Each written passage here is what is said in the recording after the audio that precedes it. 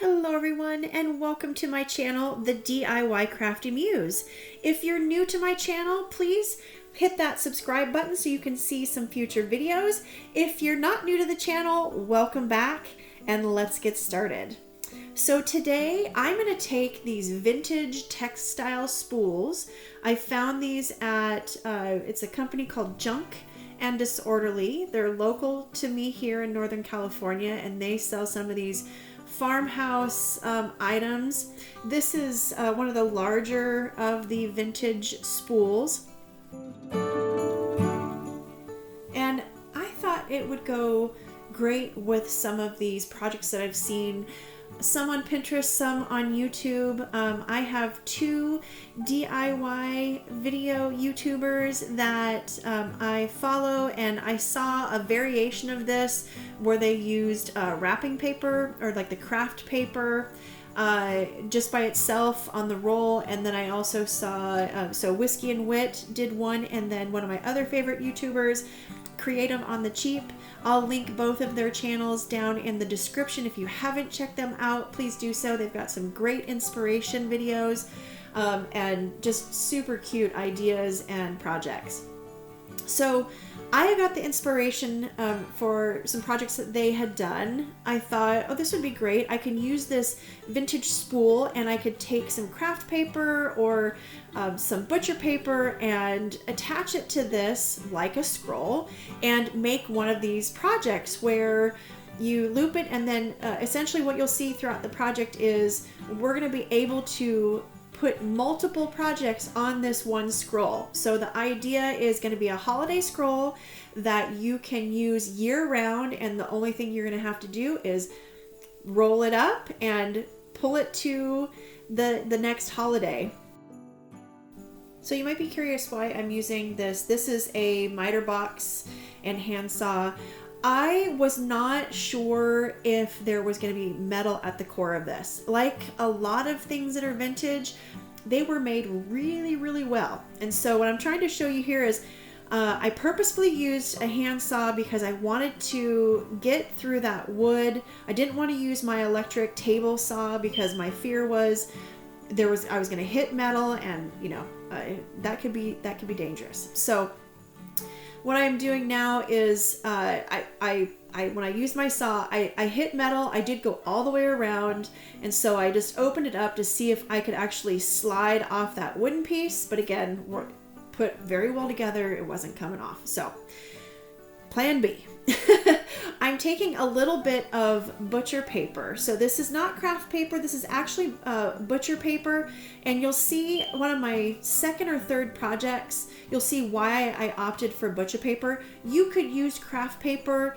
Any sort of rolled paper would work. I'm opting to use this butcher paper. I got it off of Amazon. I'll link it down in my description. But butcher paper has a little bit of, I don't know if it's wax or it's some sort of coating that helps with moisture, because it's the purpose is, they wrap meat products with it, so it has to be able to withstand some of that moisture.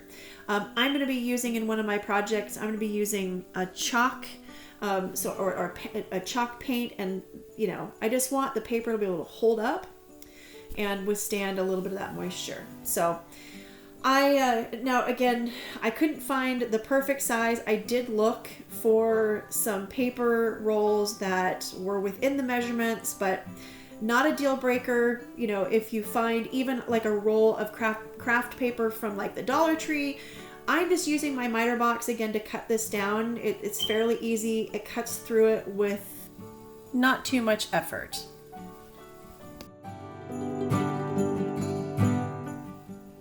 Once we get our workspace cleaned up from cutting through that paper, we're just going to go ahead and get this attached.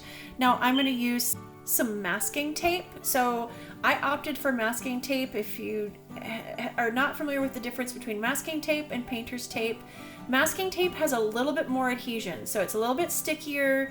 Painter's tape is good for this as well if that's what you have. It might not last a little bit longer.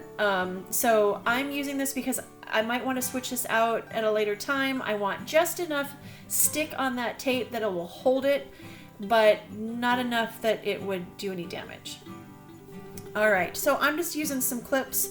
I had just these two little wooden pins that you can use. Not pins, they're like the laundry pins. I can't even remember what the name of it is right now. But anyways, you can use paper clips. You can use whatever kind of clip that you have on hand. You'll see later on I kind of put them together in the back.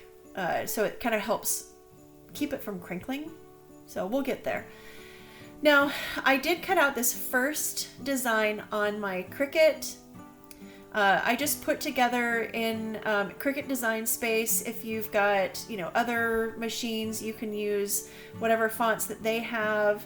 I'll try to list out the fonts that I used in Cricut Design so you can use some of these and make this, with maybe some of the same or similar words or your own words.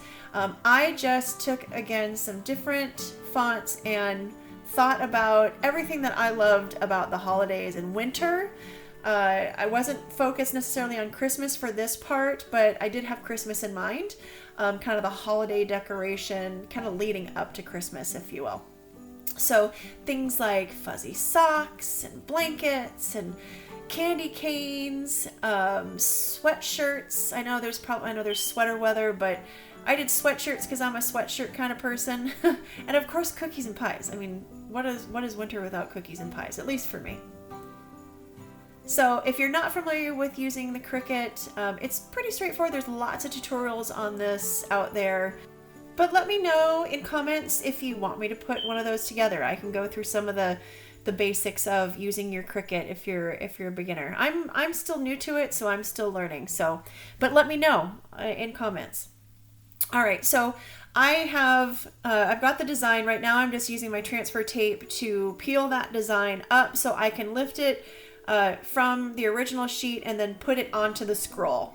So take some time here. I've got this video sped up, but I use the lift and pick technique, if you will, because as you kind of go, some of those letters won't be all the way stuck. So I kind of use my Cricut tool, the little pick, and I kind of peel up the letter a little bit and then place my transfer tape back down to continue to pick it up. Now we're ready to put the design onto the scroll. So just make sure you have a flat surface here. I recommend, you'll notice I'm kind of bending it towards the center there. I try to get it lined up, get it in that center strip, and then I'm able to kind of press that down without having too many bubbles. I'm again going to take that tool, the scraper tool, and just kind of press down so everything's stuck pretty good. I'm using the transfer tape. I actually switched. I ordered it's Oracle vinyl transfer tape. When you're dealing with paper, it can be, you don't want it to stick too much. That vinyl is going to be a lot stickier, but that transfer tape, you don't want it to stick too much because peeling it up, again, this is maybe the difference between butcher paper and the Kraft paper. Butcher paper is going to be a little bit glossier and it won't stick.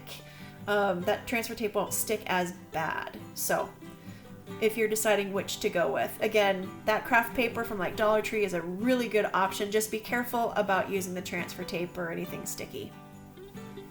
Now I used my Cricut for this first one. You could very well hand write any of these words on your scroll. You could print them out on printer paper and then use like graphite paper to then transfer this. Let me know if you want me to do any of the tutorials on like graphite paper or any of these kind of alternate options. Again, you've got some choice here. You don't have to use that Cricut. All right, so next up, I'm going to use one of the new I think it's Stargazers, I believe. I've got a link in the description. I put this transfer and some chalk paste, a squeegee, and there's a fuzzing cloth that I'm going to use. I've got that little shopping cart link down in the description, if this interests you. I'm using this transfer. I use this product. I think it's great. You can use it multiple times. You can use it in a variety of different ways. So today I want to show you how to use it on paper. One thing you're going to want to do is, we call it fuzzing. You want to fuzz it really, really well. Again, you're going to be putting this on paper. You'll see I have a little bit of a tear because I didn't fuzz in one area. I guess, the greatest. And so you want to try to avoid that. But you know what? Mistakes happen. But fuzz it really, really well. I'm just going to get it placed on my scroll where I want it to be. The other thing is to try to avoid, on the paper, you'll notice I'm just kind of pressing down where that design is. You don't have to press around on the entire work surface, just where that design is, just to make sure you don't have too much bubbling. The next thing is, I'm not using chalk paste here, I'm actually using chalk paint. Because it's paper, normally when I use chalk paste, I'll try to use some sort of like Mod Podge or polyacrylic to seal it. Because I won't have that option on paper, I'm using a chalk paint so it doesn't bleed or run and it doesn't need to be sealed. So it works just like the chalk paste. You're just going to use that little mini squeegee that I was using and you're going to push it through.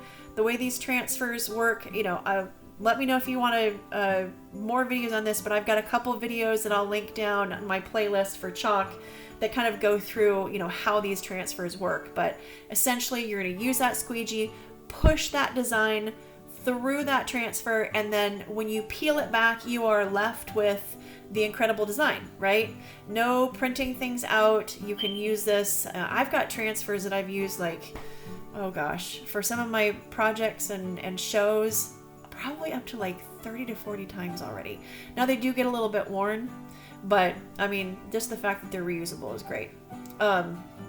So that I did tear the paper a little bit. Sorry, I'm getting my head in the shot there, but I did tear the paper a little bit. So I'm just using some Dollar Tree. It's the gel glue. I'm just getting right there around the edge where the design is, so that paper doesn't continue to peel and then ruin that design. So I just kind of put a little glue on there and pressed it down, and we were good to go. I'm going to let that dry thoroughly before rolling it up.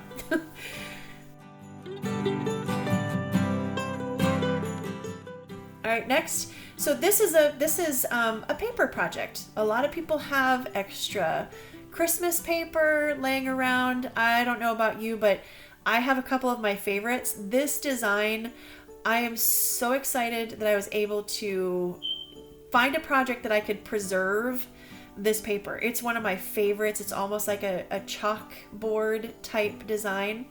I just used that Dollar Tree ornament wood cut out. I've got another video I'm going to be coming up pretty soon. I'm going to post it within the next couple weeks, but I used that ornament for another project, but I just used that as an outline, and I cut out that favorite Christmas wrapping paper so I can preserve it forever.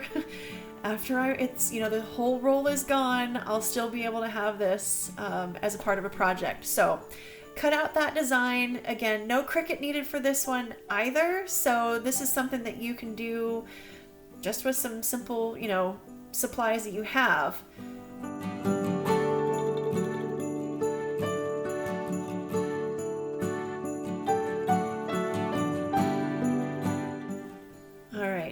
Once I have my scroll in position here, I'm just going to take that design and lay it out, just make sure I know where I want it. I'm going to take some spray adhesive.